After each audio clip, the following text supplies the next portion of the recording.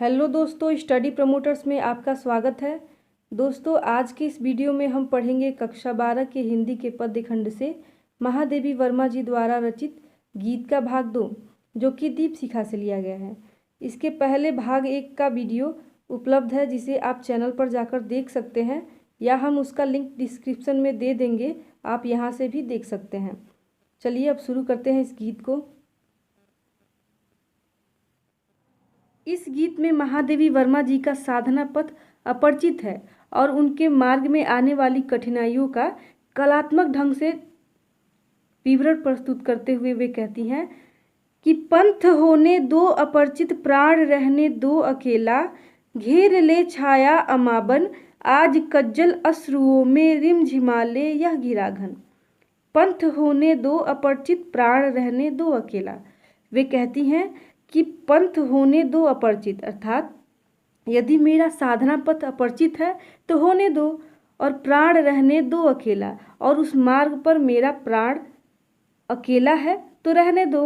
अर्थात वे कहती हैं कि यदि मेरा साधना पथ है, अर्थात जो मेरा मंजिल तक जाने का जो रास्ता है वह अपरिचित है, मैं उसे जानती नहीं हूँ, तो भी रहने दो, और यदि मैं उस रास्ते पर अकेली जा रही हूँ तो भी कोई बात नहीं है, वह अकेला रहने दो। घेर ले छाया अमाबन, और कहती हैं कि मेरी छाया आज मुझे भले ही अमावस्या की गहन रात्रि के समान अंधकार से घेर ले। अमा अर्थात अमावस्या, कहती हैं कि आज मेरी छाया मुझे भले ही अमावस्या की रात्रि के गहन अंधकार के समान घेर ले। आज कज्जल अश्रुओं में रिमझिमाले यह गिराघन।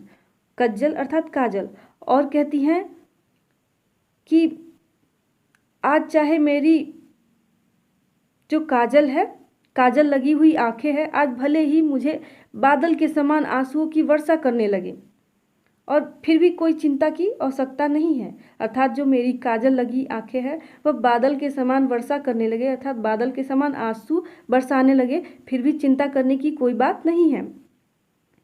और होंगे नयन सूखे, और फिर कहती हैं कि वो कोई और ही नेत्र होंगे जो सूख जाते हैं, तिल बुझे और पलक रूखे, और फिर कहती हैं कि जिन आँखों के तिल बुझ जाते हैं और जिन आँखों की पलकें रूखी रूखी हो जाती हैं, वो कोई और ही आँखें होंगी, मेरी आँखें ऐसी नहीं हैं। आर्द्र चितवन में यहाँ सत विद्युतों में दीप खेला, आर्द्र चितवन में यहाँ सत विद्युतों के दीप खेला, और कहती हैं इस प्रकार के कष्टों के आने पर भी मेरे चितवन, चितवन अर्थात दृष्टि, और आर्द्र अर्थात गीली, कहते हैं कि मेरी दृष्टि गीली बनी रहेगी, क्योंकि जो मेरा जीवन दीप है वह सैकड़ों विद्युतों से भी खेलना सीखा है। अर्थात कष्टों से घबराकर पीछे हट जाना मेरे जीवन का स्वभाव नहीं है, अर्थात मैं सैकड़ों कष्टों से खेलना सीख ली हूँ। चलिए अगले पंक्ति को देखते हैं। महादेवी वर्मा का साधना पथ अपरिचित और अनेक प्रकार के कष्टों से भरा होने पर भी निरंतर आगे बढ़ते रहने का वह दृढ़ संकल्प ले चुकी है, और वे आगे कहती हैं कि अन्य होंगे चरण हारे और हैं जो लौटते दे सूल को संकल्प सारे।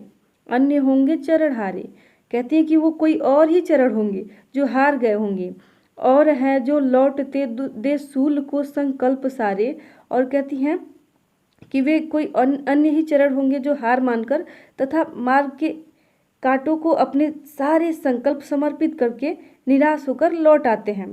वे कोई अन्य ही चरण होंगे, मेरे चरण ऐसे नहीं हैं। दुखव्रती निर्माण उन्मत्त यह अमरता नापते पद, दुखव्रती निर्माण उन्मत्त, और कहती हैं कि मेरे चरणों ने तो दुख सहने का व्रत धारण कर रखा है, अर्थात मेरे चरण दुख सहने का व्रत धारण कर लिया है, और यह अमरता नापते पद, और फिर कहती हैं कि मेरे चरण नव निर्माण करने की इच्छा के कारण मस्ती से भरे हुए हैं, और वे स्वयं को अमर मानकर प्रिय पथ को निरंतर नाप रहे हैं, और इस प्रकार से दूरी घटती चली जा रही है। अर्थात महादेवी वर्मा जी कहती है कि मेरा साधना पथ जो है, अर्थात जो मेरी मंजिल तक पहुंचने का रास्ता है, वह हमने अपने पैरों द्वारा चलकर थोड़ी सी दूरी घटा दी है, अर्थात उस साधना पथ पर चलते चलते दूरी थोड़ा घट चली है। बांध देंगे अंक संस्कृति से तिमिर में स्वर्ण बेला। बांध देंगे अंक संस्कृति अर्थात संसार की गोद, और तिमिर अर्थात अंधकार, स्वर्ण बेला अर्थात स्वर्णिम समय। और कहती हैं महादेवी वर्मा जी कि मेरे चरण तो ऐसे हैं कि वे अपनी दृढ़ता से संसार की गोदी में छाए हुए अंधकार को सुनहले प्रकाश में परिणित कर देंगी, अर्थात निराशा का अंधकार आशा के प्रकाश में बदल जाएगा। अर्थात वे कहती हैं कि जो मेरे चरण हैं वह अंधकार को समाप्त करके वहाँ पर सुनहला प्रकाश ला देंगी।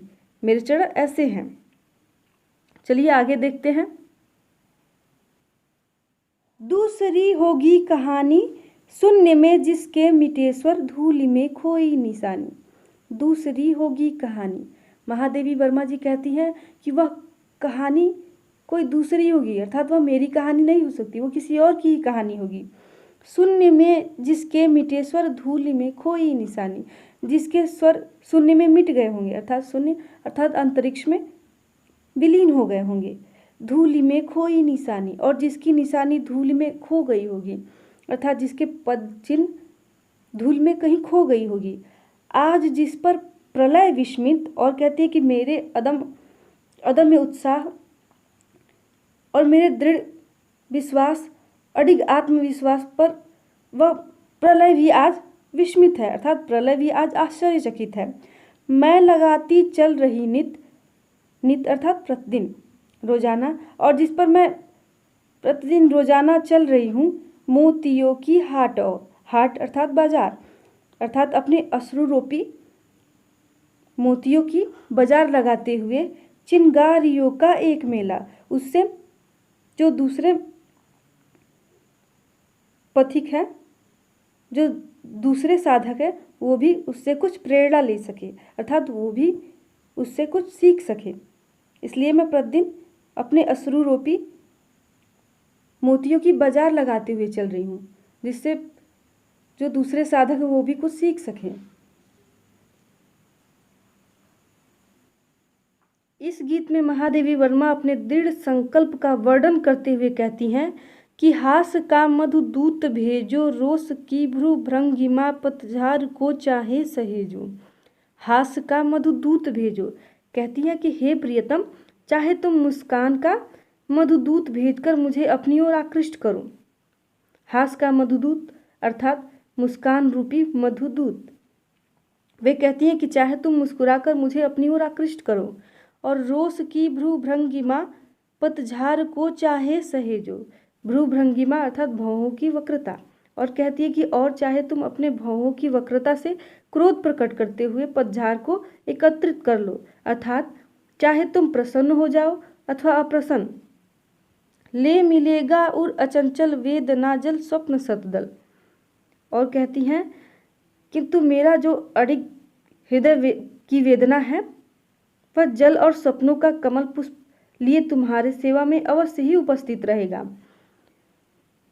जान लो वह मिलन एकाकी विरह में है दुकेला। कहती हैं कि जान लो मैं तुमसे अवश्य ही मिलूंगी, किंतु विरह की स्थिति में मैं स्वयं को ही तुमसे अलग अनुभव करती हूँ। मिलन के क्षणों में मैं तो इतनी तन्मय हो जाती हूँ कि मुझे तुमसे भिन्न अपनी सत्ता का अनुभव ही नहीं होता है, और इस प्रकार मैं एकाकिनी बन जाती हूँ। पंथ होने दो अपरिचित, प्राण रहने दो अकेला। और फिर कहती हैं कि यद्यपि मेरा साधना पथ अपरिचित है और मेरे प्राणों का पथिक अकेला है, फिर भी चिंता का कोई बात नहीं है, क्योंकि मुझे यह दृढ़ विश्वास है कि एक न एक दिन मैं अपने प्रियतम को अवश्य ही पालूंगी, अर्थात जो मेरी मंजिल है मैं उसको एक न एक दिन अवश्य ही प्राप्त कर लूंगी।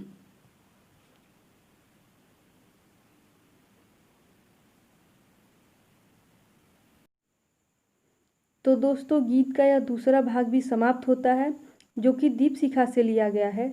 यदि आपको गीत का यह भाग समझ में आया है तो हमें कमेंट करके ज़रूर बताएं, और वीडियो अच्छा लगा है तो लाइक कर दें।